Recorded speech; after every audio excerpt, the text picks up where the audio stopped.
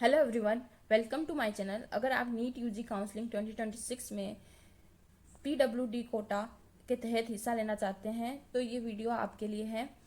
तो जैसे ही आप जानते हैं कि पीडब्ल्यूडी की कट ऑफ बहुत कम जाती है, तो एमसीसी ने एक इम्पोर्टेंट नोटिस जारी किया है।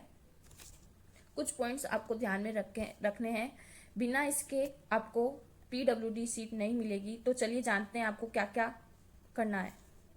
जो भी बच्चा पीडब्ल्यूडी सीट का फ़ायदा उठाना चाहता है तो उसको मेडिकल असेसमेंट बोर्ड के पास जाना होगा। वहाँ जाकर अपना एलिजिबिलिटी सर्टिफिकेट बनवाना होगा।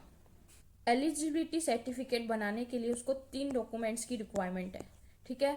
तो उसके लिए आपको नीट यूजी 2026 का स्कोर कार्ड चाहिए, जिससे ये पता चलेगा कि आप एलिजिबल है एमबीबीएस कोर्स के लिए। सेकंड, आपको परमानेंट यूडीआईडी कार्ड इशू कराना पड़ेगा department of empowerment of person with disability, ठीक है। Ministry of social justice and empowerment से आपको ये यूडीआईडी कार्ड जारी किया जाएगा, ठीक है। उसके बाद आपको सेल्फ सर्टिफाइड एफिडेविट निकालना पड़ेगा, जिसको शपथ पत्र कहते हैं, शपथ पत्र कहते हैं, जिसमें आपके फंक्शनल एबिलिटी की जानकारी होगी। अब कुछ इंपॉर्टेंट बातों पर ध्यान देंगे। The certificate will be generated by the center as per detailed disability mentioned on the UDID card and affidavit submitted by the PWBD candidate and subject to be fulfillment of the eligibility criteria, ठीक है। जब तक आपके पास centre से मिला eligibility certificate नहीं होगा, तब तक आप काउंसलिंग में चॉइस फिलिंग नहीं कर पाएंगे और आपकी पीडब्ल्यूडी सीट नहीं दिखाई देगा, ठीक है। दूसरा, ये सर्टिफिकेट एकेडमिक सेशन 2026 के लिए होगा, ठीक है। उसके बाद के लिए आपको अगर 2027 में आप ड्रॉप लेने का सोच रहे हैं तो आपके लिए वैलिड नहीं होगा। 2026 जो है उसके लिए ही सेशन के लिए ये सर्टिफिकेट मान्य होगा।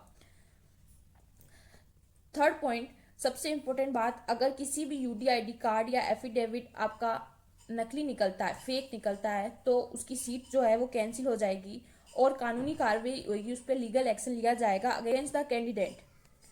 इसलिए कोई भी गलत डॉक्यूमेंट्स ना लगाए।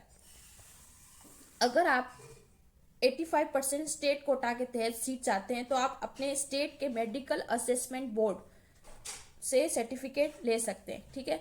अगर आपको 85% अपना स्टेट कोटा चाहिए तो, लेकिन वहां भी आपकी जो जांच है वो एनएमसी गाइडलाइन 2026 के हिसाब से होगी। सो काउंसलिंग स्टार्ट होने से पहले सारे डॉक्यूमेंट्स ढंग से बना लीजिए, अपने डॉक्यूमेंट्स और जो भी सर्टिफिकेट है वो तैयार कर लीजिए, क्योंकि काउंसलिंग जल्दी शुरू होने वाली है।